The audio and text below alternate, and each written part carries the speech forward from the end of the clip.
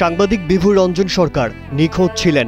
পরে তার মরদেহ উদ্ধার করা হয় মেঘনার জল থেকে। সত্য লিখে বাঁচা সহজ নয়, তাই এই লেখা এখন ব্যাপকভাবে ভাইরাল। কোন সত্যের কথা বললেন তিনি, সেটি কি সত্য ছিল, সে সত্যই কি তার মৃত্যুর কারণ? এমন অনেক প্রশ্ন এখন সচেতন মহলের মুখে মুখে। বিভু রঞ্জন সরকার তার শেষ লেখা খোলা চিঠিতে মন খুলে কথা বলেছেন। জীবন জুড়ে না পাওয়ার অভিযোগগুলোও তুলে ধরেন। তিনি লেখেন, আমার জীবনে কোনো সাফল্যের গল্প নেই। সাংবাদিক হিসেবেও এই ডাল ও ডাল করে কোনো শক্ত ডাল ধরতে পারিনি। আমার কোথাও না কোথাও বড় ঘাটতি আছে। এই ঘাটতি আর কাটিয়ে ওঠা হলো না। দুঃখই হোক আমার জীবনের শেষ সঙ্গী, আর পৃথিবীর সকল প্রাণী সুখী হোক।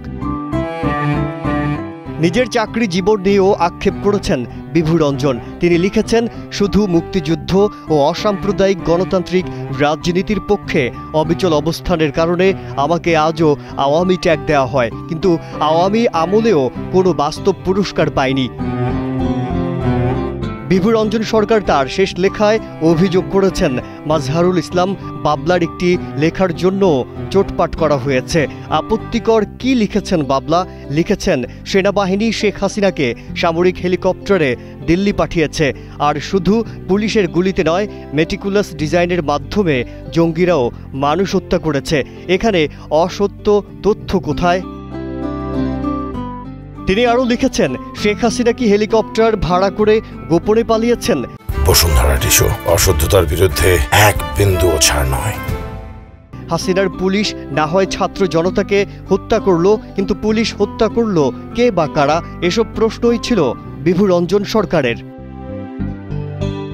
খোলা চিঠিতে আর্থিক কষ্টের নানা দিকও তুলে ধরেছেন তিনি। নিজের শেষ কর্মস্থল নিয়েও হতাশার গল্প লিখেছেন। তিনি লেখেন, নামে বেনামে হাজার হাজার লেখা লিখেছি, সম্মানে কিন্তু পেয়েছি খুবই কম।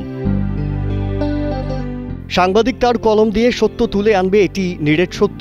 তবে সাংবাদিক বিভু রঞ্জন সরকার কোন সত্যের কথা বলেছেন, সেই সত্য জানতে হয়তো অপেক্ষা করতে হবে। তা কতদিন, কত মাস বা বছর, সেটি হয়তো এখনো নিশ্চিত নয়। মাজহারুল আলম, কালের কণ্ঠ।